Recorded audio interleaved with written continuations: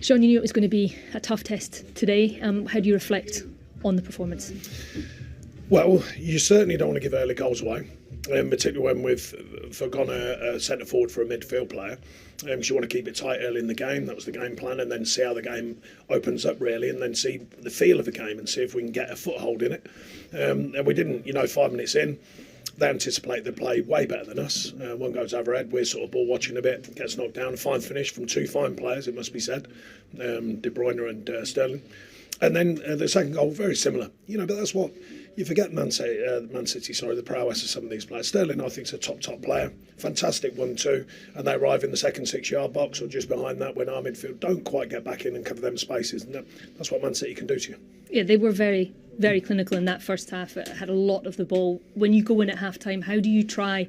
You obviously made the change at half time, but how do you try and bring some calmness back to your side?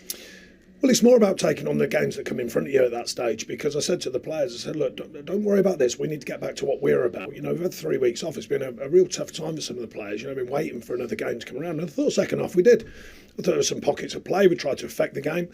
Our record for penalties is awful, but if James Tarkowski gets brought down in the box, I think if that's a smaller player, a lighter player, a centre forward, I think that probably gets given.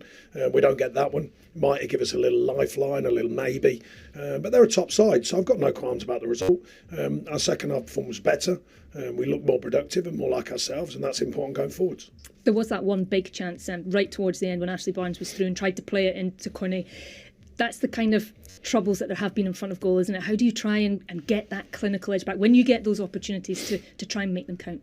Yeah, it might have been just offside, I think, but I get your point. We have done that too much this season. We created chances, not so many today, of course, against the top side, but that is the difference sometimes. I think in the first half, I think they had 3 efforts at goal and scored 2.